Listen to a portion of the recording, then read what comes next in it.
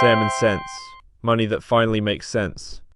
You are paying a bill you have never seen. No invoice, no receipt, no line on your bank statement. It is subtracted inside your retirement account before the balance ever reaches your screen. And under one official illustration I'll put on screen in about 90 seconds, that invisible bill can leave you with 28% less money at the end of a working life. Tonight's story is about the man who went to war with that bill. A Philadelphia fund executive who got fired, found a loophole hidden inside his own punishment, launched the most ridiculed fund of the 1970s, and spent 6 years being laughed at for it. Wall Street treated his idea as a folly. Stay to the end, and you'll run his 10-minute audit on your own account. Here's why you've never felt it. When a fund charges you, it doesn't send a bill. The cost comes out of the fund's return before that return is ever reported to you. Your statement shows what you earned after the toll, never the toll itself, so the account can grow every single year while a slice of your money walks out the back door, and nothing on your screen ever looks wrong. A cost you never see is a cost you never question. That's not an accident of design, that's the design this story is about. Let me show you the official version of that toll, with every assumption in the open. The United States Department of Labor publishes this exact illustration. Start with $25,000 in a retirement account. Add nothing more, no further contributions. Let it grow for 35 years at a 7% gross annual return. If your total annual fees and expenses are 0.5%, you end with about $227,000. If they're 1.5%, you end with about $163,000, roughly 28% less. Same starting money, same market, same years, one number changed. And to be clear, that is one government illustration with fixed assumptions, not a forecast of your account. Because here's the reframe this entire story hangs on. You cannot control what the market gives you next year. Nobody can. But what you pay to be in the market, that you can control, and it compounds against you with the same relentless math that compounds for you. Today that sounds like common sense. It's printed on regulator websites. In 1976 on Wall Street, it was close to heresy. The industry's entire business model was built on the opposite claim, that expensive expertise earns its price, which brings us to the man who called the bluff at the lowest moment of his career. Jack Bogle wasn't an outsider throwing rocks. He ran Wellington Management, one of the most respected fund companies in America, until it nearly broke him. In the late 60s, he'd led a merger with a hot go-go investment team, and when the 1973 to 1974 crash arrived, the go-go returns collapsed with the market. On January 24, 1974, Wellington's board fired him, but corporate structure left him one thread. The mutual funds themselves were governed separately from the management company, and Bogle stayed on as chairman of the funds. One door slammed, one narrow door, almost an afterthought, stayed open. What followed was not a triumph, it was an arrangement. Bogle formed a new organization on the fund's side of the fence. He named it Vanguard. Under the arrangement with Wellington, Vanguard was allowed to handle the fund's administrative and accounting work, and it was precluded from investment management. Read that again the way Bogle had to. He could keep the books for other people's investing, and he was barred from doing the investing. It was designed as a fence, he would treat it as a doorframe. Here's the move. Bogle argued that a fund which did nothing but mechanically track a market index, buy the list, hold the list, did not require conventional stock selection management at all. No picking, no forecasting, no management in the sense the arrangement had barred. So an index fund could pass through the gap. And the decision-maker here wasn't a court, and it wasn't the SEC handing down a doctrine. It was the fund board, which accepted Bogle's proposal. The punishment meant to sideline him became the constraint that sharpened the idea. If he was forbidden to pick stocks, he would build the fund that made picking stocks unnecessary. To feel how offensive this was, look at what funds charged in that era. Front-end sales loads, the fee taken the moment your money walked in the door, could reach the industry ceiling of 8.5%, set by the National Association of Securities Dealers. And this wasn't some vanishing relic. SEC staff later found that in 1979, the median stated maximum front-end load was still 8.5% before quantity discounts. Stated maximum before discounts, not what every investor actually paid. But that was the posted toll on the front door of the industry Bogle was about to undercut. August 31, 1976. First index investment trust goes on sale. The first index mutual fund for individual investors. Institutional index portfolios already existed for pension money. This was the first one you could buy. Bogle hoped the underwriting would raise as much as $150 million.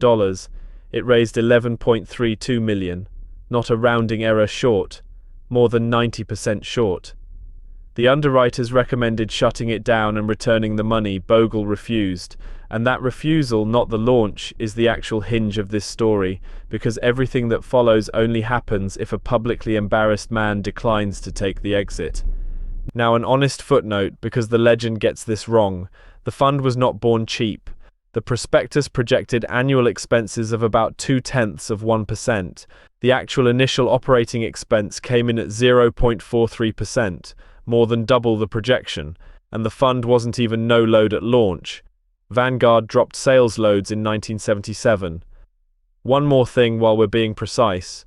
No load means no sales charge at the door. It does not mean no expenses. Nothing in this industry means no expenses. The industry's response was not fear, it was laughter. Bogle later recalled indexing being dismissed as a cop-out, a fad, even un-American, a formal surrender to mediocrity. Why would anyone pay for average? And Vanguard's own history records the nickname the fund earned in those years, Bogle's Folly. Nobody knows who said it first, and I'm not going to invent a smoky boardroom scene for you. No named executive is on record coining it. The title of this video is Compression, not a quotation. The ridicule itself, though, the ridicule is the documented part. And then, nothing happened. No revolution, no stampede. The fund crawled. It did not cross $100 million in assets until 1982, and by Bogle's own account it only got there then because an opportunistic merger with an actively managed Vanguard equity fund brought in $58 million of those dollars. Sit with that. 6 years after launch, the future of investing still needed a merger to limp across a milestone. If you had judged the idea in 1980, you would have judged it a failure. Almost everyone did. But boring ideas with correct math don't need permission, they need time. The fund that launched at 0.43% now lists expense ratios of about 0.03 to 0.04% for its largest share classes, 3 or 0.04%, as of the day we locked this script. And the whole industry moved. By the Investment Company Institute series, average expense ratios on equity mutual funds fell roughly 60% between 1996 and 2023. Now, Bogle's Folly helped drive that. Helped. So did competition, fund industry scale, no-load funds, ETFs, regulation, and millions of investors walking toward cheaper products. History gave the fee war many parents. Bogle just got there first and loudest. So what did it all save people? Here's the careful version. Vanguard estimates that index fund investors saved roughly $500 billion in fees from 2000 through 2024, under an explicit counterfactual model, meaning what investors would have paid if that same money had been charged active fund fees instead. It's a modeled estimate, published by the company that sells the index funds, not a measured receipt. Treat it accordingly. And here's the sentence you will not hear me say: index funds saved investors trillions. Trillions is the amount invested in index funds. The estimated savings are hundreds of billions. Those are different claims, and this channel keeps them apart. Decades later, the thesis got a public trial. From 2008 through 2017, Warren Buffett bet that a plain S&P 500 index fund would beat a selection of 5 funds of hedge funds. Note the vehicle. Funds of hedge funds, layers stacked on layers, not ordinary mutual funds. 10 years later, the index fund had gained 125.8%. The 5 funds finished at 21.7, 42.3, 87.7, 2.8, and 27%. A simple average around 36.3. Buffett's own estimate was that the layered costs ran roughly 2.5% of assets a year before performance fees. Were fees the whole gap? No, and nobody should tell you they were. They were the part of the gap you could have predicted in advance. Which brings this out of history and into your phone. The 1970s toll sat at the front door. An 8.5% load was at least visible on the way in. Your version is quieter. An expense ratio and its cousins embedded in the return every day, invisible by design, exactly the bill from the top of this video. Here's your leverage.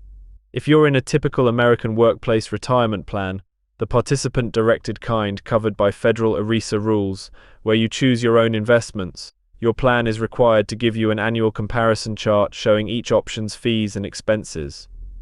Government and some church plans run under different rules, but for most of you watching, the disclosure Bogle's era never had is already sitting in your inbox unread. Now run Bogle's math on your own pile. 3 clean hypotheticals, all constant return, pre-tax in nominal dollars. Real markets will be lumpier. $100,000 compounding for 40 years. At 7%, you end near 1.5 million. At 6%, the same market minus 1 point of cost, about 1.03 million. The gap is roughly $469,000, saving $500 a month for 30 years, deposited at the end of each month with monthly compounding, about $610,000 at 7%, about $502,000 at 6%. Even a late starter with $50,000 in 15 years, about $138,000 versus about $120,000. The percentage point never looks like much. The wedge it drives always does. So here is the 10-minute audit. 5 steps. 1. Find your fund's expense ratio. It's in the prospectus fee table and on the funds page. 2. Add the other layers that actually apply to you. An advisor's fee, plan administration and record keeping, any load, transaction costs. Not every account carries every layer. Count only yours. 3. Inside your plan, find the lowest cost broad index or target date option doing the same job, same objective, similar risk and diversification. 4. Ask what every paid layer buys you. A good advisor can genuinely earn a fee through planning and behavior coaching. An unexplained layer is still a layer. 5. Compare like for like before you move a single dollar. Cheapest is not automatically right, and in a taxable account, check the capital gains consequences of selling before you sell. Expense ratios don't capture everything either. Trading costs and taxes sit outside them. This is an audit, not an order. Your one move this week takes 10 minutes and a sticky note.